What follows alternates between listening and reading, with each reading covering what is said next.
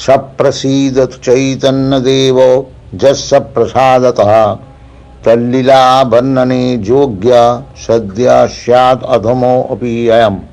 जय जय श्री कृष्ण चैतन्य गौरचंद्र जयाद्वैत चंद्र जय जय नित्यानंद जय जय गदाधर जय श्रीनिवास जय मुकुंद वासुदेव जय हरिदास जय दामोदर स्वरूप जय मुरारी गुप्त এই সব চন্দ্রোদয়ে তম কৈল লুপ্ত। জয় শ্রী চৈতন্য চন্দ্রের ভক্ত চন্দ্রগণ সবার প্রম জ্যোৎস্নায় উজ্জ্বল ত্রিভুবন। এই তো কহিল গ্রন্থারম্ভে মুখবন্ধ এবে কহি চৈতন্য লীলাক্রময় অনুবন্ধ। প্রথমে তো সূত্ররূপে করিয়ে গণন পাছে তাহা বিস্তারি করিব বিবরণ। শ্রীকৃষ্ণ চৈতন্য নবদ্বীপে অবতরী ৪৮ বৎসর প্রকট বিহরি। ১৪০৭ সাকে জন্মের প্রমাণ ১৪৫৫ হইল অন্তর্ধান। ২৪ বৎসর প্রভু কৈল গৃহবাস নিরন্তর কৈল কৃষ্ণ কীর্তন বিলাস। ২৪ বৎসর শেষে করিয়া সন্ন্যাস আর ২৪ বৎসর কৈল নীলাচলে বাস।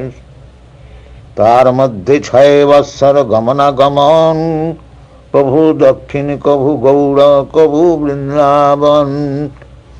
১৮ বৎসর রহিলা নীলাচলে কৃষ্ণ প্রেম নামামৃতে ভাসাল সকলে। গার্হস্থ্যের প্রভুর লীলা আদি লীলাখ্যান মধ্যয়ন্ত লীলা শেষ লীলার ২ নাম।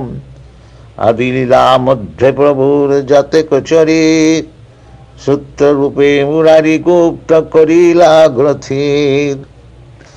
প্রভুর যে শেষ লীলা স্বরূপ দামোদর সূত্র করি গ্রন্থিলেন গ্রন্থের ভিতর। এই ২ জনের সূত্র দেখিয়া শুনিয়া বর্ণনা করেন বৈষ্ণব ক্রমজে করিয়া। বাল্য পৌগণ্য কৈশোর যৌবন ৪ ভেদ অতএব আদি খণ্ডে লীলাচারি ভেদ।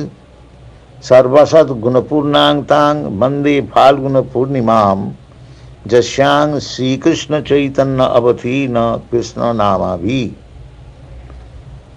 ফাল্গুন পূর্ণিমা সন্ধ্যায় প্রভুর জন্মোদয় সেই কালে দৈব যোগে চন্দ্রগ্রহণ হয়।